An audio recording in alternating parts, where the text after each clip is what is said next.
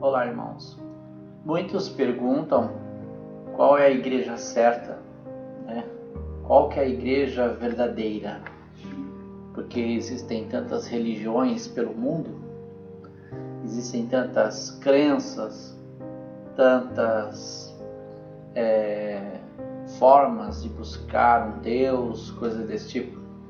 Mas a verdade é que igreja só existe uma, a Igreja de Cristo. Existem alguns termos que eu quero estudar com os irmãos hoje, para nós podermos compreender um pouquinho mais sobre isso. Inclusive o conceito de igreja, a concepção da palavra igreja e qual realmente é o seu verdadeiro significado. Isso tem que ter um sentido muito claro para nós, porque nós somos a Igreja de Cristo. Muitas pessoas têm dúvida, muitos não têm uma visão clara sobre isso, e tem até alguns que estão na igreja há muito tempo e não sabem o que significa igreja, e outros já estão chegando agora, né? Estão se convertendo, estão aprendendo o que é igreja aos pouquinhos.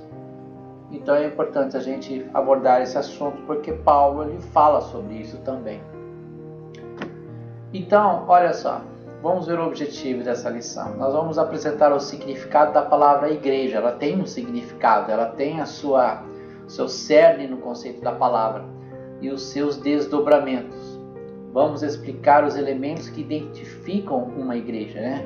Que identificam a igreja como sendo ela a igreja de verdade, e conscientizar os crentes de que eles são membros do corpo de Cristo, fazem parte, né, desse corpo de Cristo, que é uma das formas que a igreja ela é apresentada. Então vamos ler um pouquinho alguns versículos, que está em 1 Coríntios capítulo 12, a partir do versículo 12. Porque assim como o corpo é um e tem muitos membros, e todos os membros, sendo muitos, são um só corpo, assim é Cristo também. Pois todos nós fomos batizados em um Espírito, formando um corpo, quer judeu, quer grego, quer servo, quer livre, todos temos bebido de um Espírito. Ou seja, a igreja ela não tem uma separação se você tem uma classe social, se você é judeu, se você é romano, se você é grego, se você é americano, se você é japonês, não importa. Então a igreja ela não identifica as pessoas pela sua etnia ou pela sua classe social. Continuando no 14. Porque também o corpo não é um só membro, mas muitos. Então Paulo ele vai apresentar o corpo, né, um corpo contendo vários membros, mão, pé, dedo, tronco, coisas desse tipo, visão, olhos, tudo relacionado ao corpo da igreja, né? Então ele vai fazer uma comparação aí, uma forma inteligente para que nós possamos entender. Se o pé disser, porque não sou mão, não sou do corpo, não será por isso do corpo? E se a orelha disser, porque não sou olho, não sou do corpo, não será por isso do corpo? Se todo o corpo fosse olho, onde estaria o ouvido? Se todo fosse ouvido, onde estaria o olfato? Ou seja, Paulo está falando aqui, no corpo existem funções diferentes e onde cada um vai exercer uma função, e essa função é tão importante quanto a outra, né?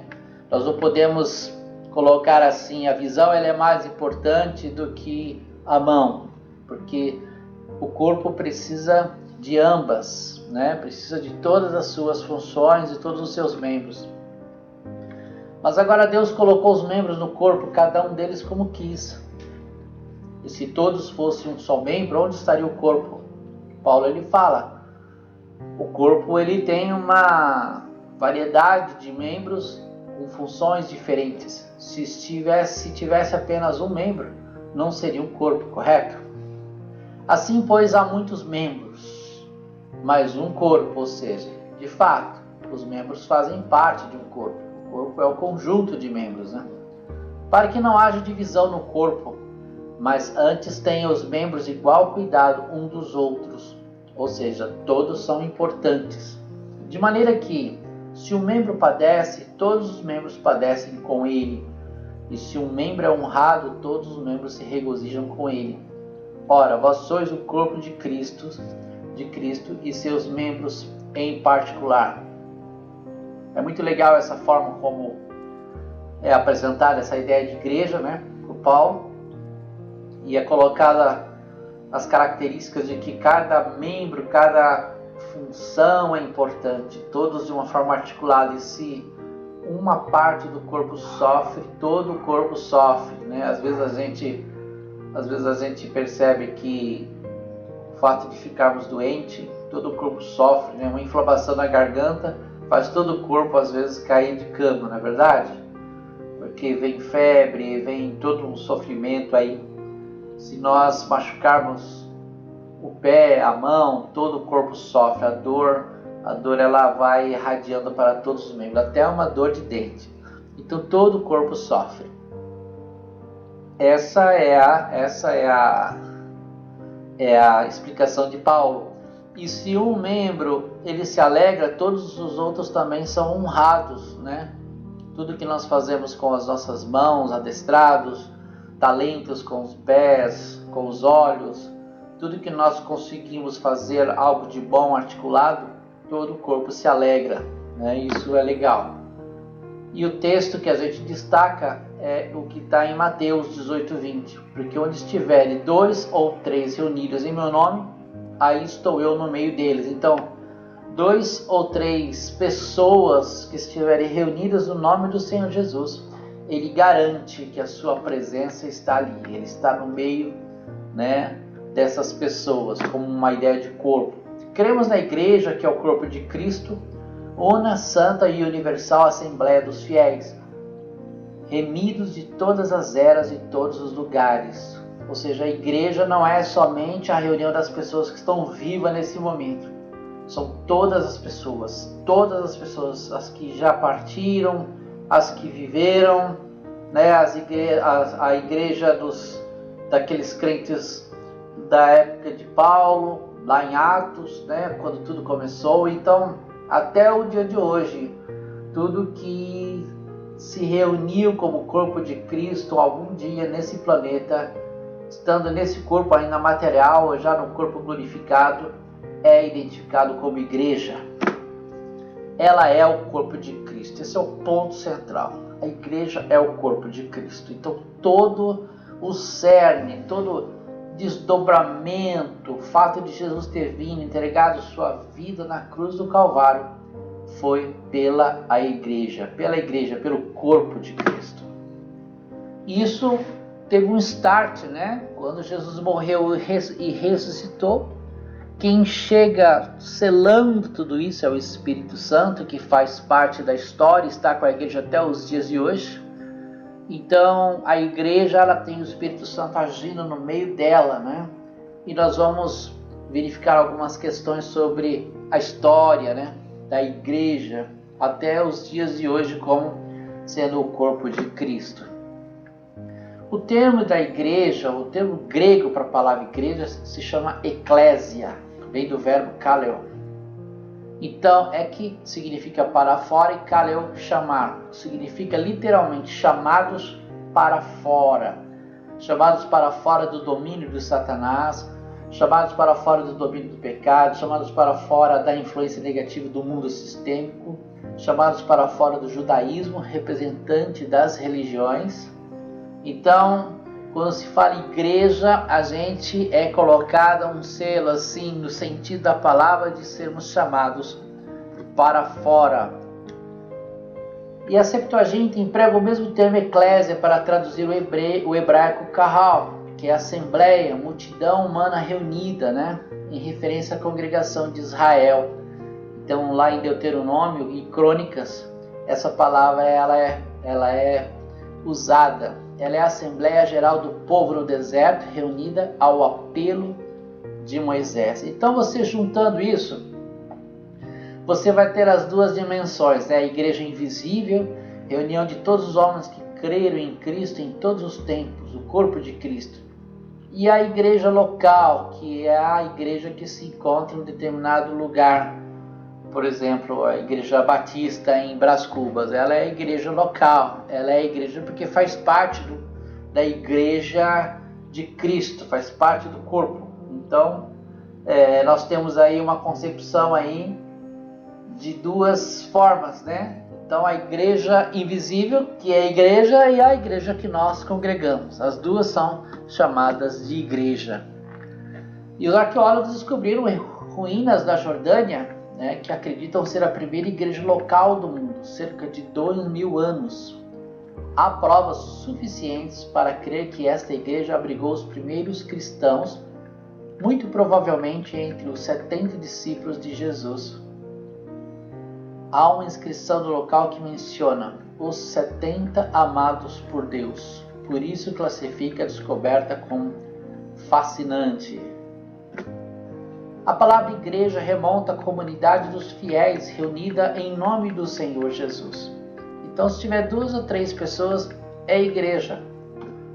Afinal, o que é a igreja? É toda a congregação ou assembleia que se reúne em torno do nome de Jesus Cristo, como Senhor e Salvador, professando sua fé nele publicamente, de forma diversificada, aberta a todas as pessoas, a qual inclui o batismo e a ceia do Senhor. Jesus mesmo prometeu ele estar presente no meio, por meio do Espírito Santo até a consumação dos séculos, né?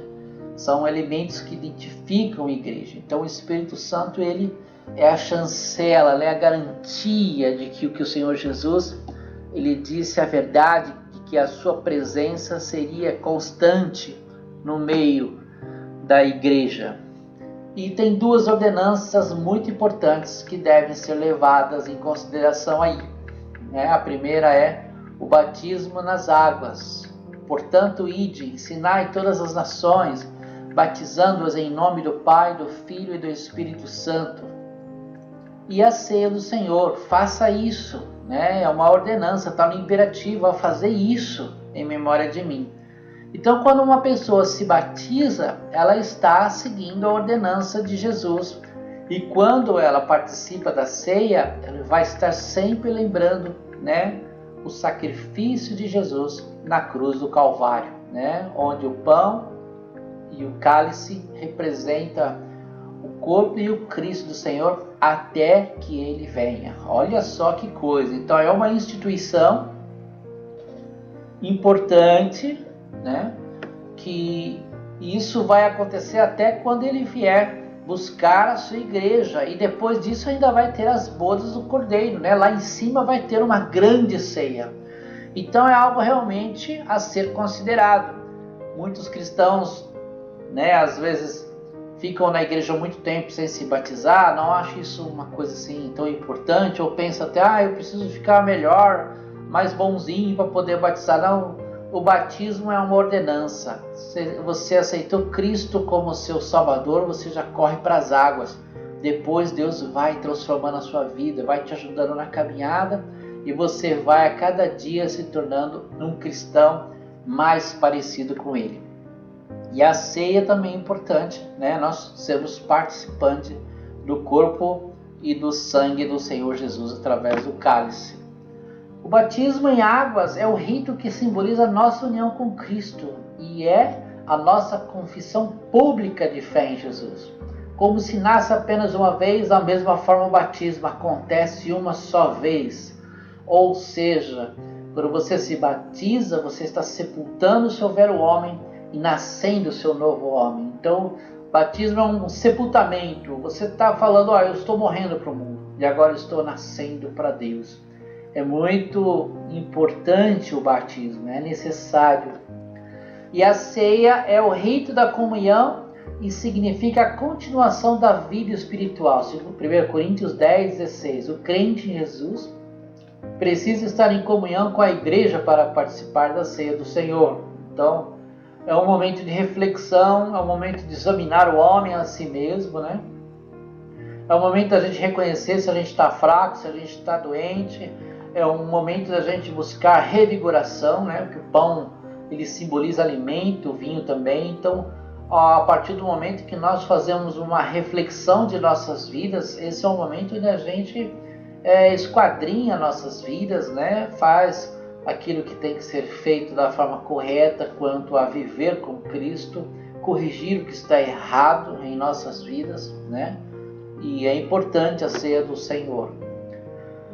E também a adoração identifica, a igreja é identificada como uma adoração, né? A igreja deve adorar ao Senhor. Os crentes em Jesus se reúnem para adoração pública e coletiva. Os dois principais verbos gregos para adorar no Novo Testamento são proskineo, que significa adorar, render-se, homenagear no sentido de prostrar-se, e latreuo, que significa servir a Deus. Então você pode adorar de várias maneiras.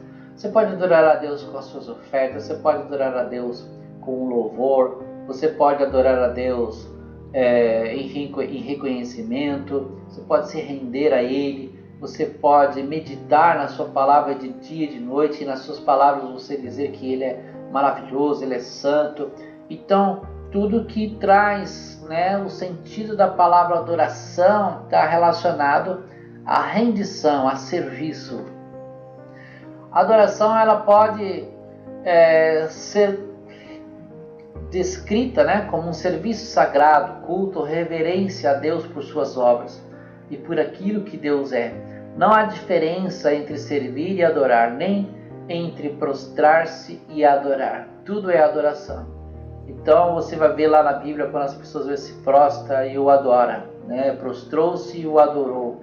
Então as suas palavras, as minhas palavras, quando são palavras de bendizer ao Senhor, o louvor, as obras, o trabalho, o serviço, a entrega, o render-se, né? Tudo está relacionado à adoração.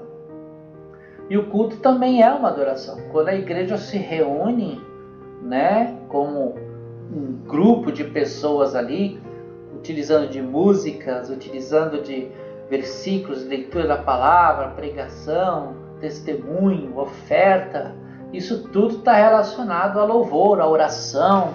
Então, quando a igreja se reúne, ela se reúne para adorar ao Senhor, né? Oração de gratidão, né? Senhor, nós te agradecemos.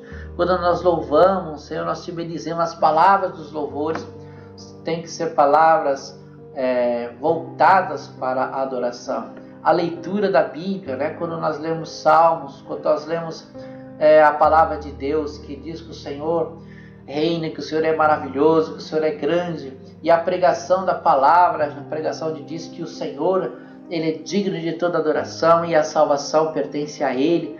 Então tudo isso é a manifestação da igreja junto com o Espírito Santo de Deus. Isso é uma coisa muito forte, muito presente, muito grande, passou pelos séculos e séculos. São uma assembleia de multidões de pessoas que um dia decidiram neutralizar o seu velho homem e juntos, fazendo parte da igreja, passar a adorar ao Senhor. Não devemos confundir igreja com templo. A casa de Deus é outra coisa. Há passagens do Novo Testamento em que o termo casa parece se referir à igreja. Então temos alguns versículos aí. Para que saibais como convém andar na casa de Deus, que é a igreja do Deus vivo. Já é tempo que comece o julgamento pela casa de Deus. 1 Pedro 4,17. Vós também, como pedras vivas, sois edificados, casa espiritual e sacerdócio santo. O termo casa também é utilizado na Bíblia metaforicamente para designar família. A igreja é citada como a família de Deus e o templo espiritual de Deus. Então são várias palavras para dar um sentido, né, de agrupamento de pessoas comprometidas em mais do que um grupo, né, chamar até de família. E as ordenanças, batismo e ceia, a adoração e a reunião de pessoas são elementos que identificam a igreja. Então são as chancelas, né, são aquelas coisas que marcam, né, uma igreja que tem batismo, que tem ceia, que tem momento de adoração com as pessoas reunidas. Isso é uma definição clara para nós da igreja do Senhor Jesus reunida. Ela é o corpo místico de Cristo. E Efésios 1:22, e sujeitou todas as coisas a seus pés, e sobre todas as coisas o constituiu como cabeça da igreja, que é o seu corpo, a plenitude daquele que cumpre tudo em todos. O apóstolo Paulo chama a atenção para um detalhe importante. O corpo é um e tem muitos membros, e todos os membros, sendo muitos, são um só corpo. Somos membros do corpo de Cristo. Então Jesus é o cabeça, né? Então o cabeça é o que governa, é o que pensa, é o que direciona. Então todo o corpo está sujeito ao cabeça. Todo o corpo vai fazer o que a cabeça manda, né? Então isso é muito profundo, essa questão do corpo e membros, no qual nós somos parte desse corpo, articulados, né? O que significa articulado? Somos ligados, a mão está ligada ao braço, que está ligada aos dedos, então tem que ter uma harmonia, né? Tem que ter um reconhecimento aí da função do corpo e do outro irmão, né? Que está ali ligado. Quando Saulo de Tarso se encontrou com Jesus no caminho de Damasco, ele ouviu a voz que dizia: Saulo, Saulo, por que me persegues? Saulo perseguiu os discípulos de Jesus, mas o Senhor se identificou com eles.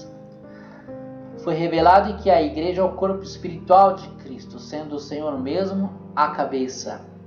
E seus membros são o templo de Deus, a habitação do Espírito Santo, a morada de Deus no Espírito. Então você vê que Paulo, né, que chamava Saulo, depois Deus mudou o nome, Jesus mudou o nome dele, ele fala: você está perseguindo aquilo que você vai fazer parte, e você vai ver como é que é você fazer parte, estar do lado de cá.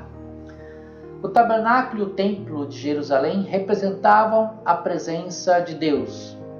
Então lá no Velho Testamento, né, os judeus, né, tinham o tabernáculo usado pelo povo de Israel durante a peregrinação no deserto. Então o tabernáculo era desmontável, né? Então era uma igreja que andava, né? Ela não ficava sempre no mesmo lugar. Já o templo, né, já foi construído, né, e ele ficava sempre no mesmo lugar, né? Então Salomão construiu o templo e foi uma coisa assim realmente grande, majestosa, né? O salmista diz: Senhor, eu tenho amado a tua habitação da tua casa e o lugar onde permanece a sua glória. Não existe mais o templo de Jerusalém, mas Deus habita no cristão individual, como João 14, 23 e 1 Coríntios 6, 19 diz. Então nós somos partes desse corpo, né? O apóstolo explica: formando um corpo, quer judeu, quer grego, quer servo, quer livre, todos temos bebido de um mesmo espírito. A ilustração do corpo humano como igreja, além de mostrar a unidade na diversidade, ensina também que precisamos um dos outros e que igualmente diferimos entre si e que precisamos cuidar um dos outros. Isto é igreja. Igreja é o corpo de Cristo. Na terra e também é a morada do Deus Altíssimo. Então o Espírito Santo ele habita, né, dentro de nós. Quando nós estamos reunidos, nós adoramos ao Senhor como um só corpo. Cada pedacinho ali está junto, né, para glorificar e adorar ao Senhor. Diante do exposto, concluímos que Deus estabeleceu a sua morada, primeiramente no tabernáculo, depois do templo, ambos consagrados a Ele. E que da mesma forma o Espírito Santo também estabeleceu a sua habitação no corpo do cristão individual. Gentios e judeus agora formam um novo corpo, um novo povo chamado igreja. A igreja, quando se convertem ao Senhor Jesus Cristo, a missão principal da igreja é adorar a Deus e propagar o Evangelho a todas as nações da terra. Então nós temos duas funções básicas: adorar ao Senhor e anunciar as boas novas, anunciar o Evangelho. Que Deus te abençoe, que você tenha uma semana abençoada. Semana que vem estaremos aqui novamente para estudarmos mais um pouquinho sobre a palavra de Deus. Deus abençoe, queridos.